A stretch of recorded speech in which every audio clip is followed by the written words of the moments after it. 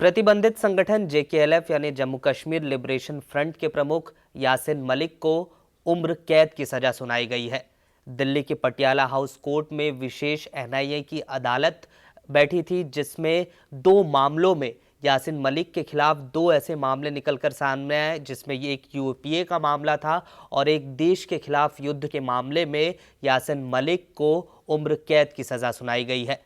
19 मई को इसी अदालत ने यासिन मलिक को दोषी करार दिया था और आज करीब 10 मामलों में यासिन मलिक दोषी पाया गया था, जिसमें से 2 मामलों में उसे उम्र कैद की सजा सुनाई गई है। सुनवाई के दौरान अगर हम आपको बताएं तो यासिन मलिक ने अपने खिलाफ जो भी इल्ज़ाम थे वो कबूले थे और कहा था, जो उसने दलील पेश की थी कोर्ट में, अगर उसका एक आपको पैराग्राफ पढ़ करके सुनाया तो यासिन मलिक ने क्या कहा था कोर्ट में। यासिन मलिक के मुताबिक, अगर मैं 28 साल के दौरान किसी आतंकवादी गतिविधि या हिंसा में शामिल रहा हूं और खुफिया एजेंसियां यह साबित करती है तो मैं भी राजनीति से संन्यास ले लूंगा।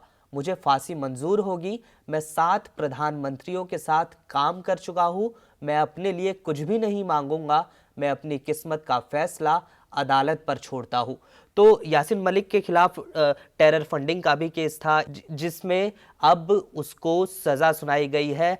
अब यासिन मलिक को 2 मामलों में उम्र कैद की सजा हुई है और ये जो हमने आपको पढ़ करके सुनाया, जो दलील यासिन मलिक ने कोर्ट में पेश की, उसने साफ तौर पर कहा कि अदालत का जो फैसला है वो उसे मंजूर होगा, लेकिन इसके साथ साथ उसने ये भी कहा कि उसने 7 प्रधानमंत्रियों के साथ, पिछले जो 7 प्रधानमंत्री थे उनके साथ काम किया है और वो पिछले 28 साल के दौरान किसी भी तरह की आतंकवादी गतिविधि या हिंसा में शामिल नहीं था।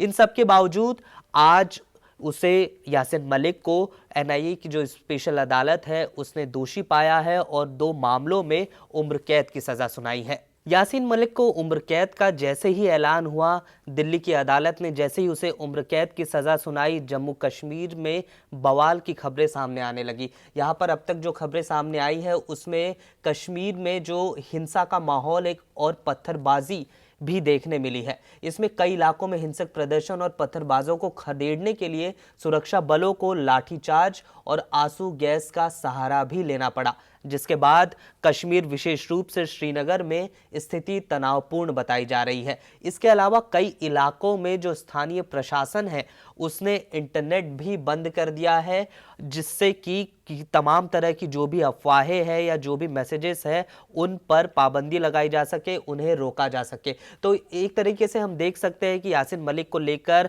आज करीब 3 दशक बाद जो फैसला आया, जो उम्र कैद की सजा उसे सुनाई गई, उसका सीधा असर यहाँ पर जम्मू कश्मीर में देखने मिल रहा है। वहाँ पर तनावपूर्ण माहौल जो है वो बनता दिखाई दे रहा है। पत्थरबाजी की घटनाएं भी हो रही है, जिसे काबू में करने में सुरक्षा बल लगे हुए हैं।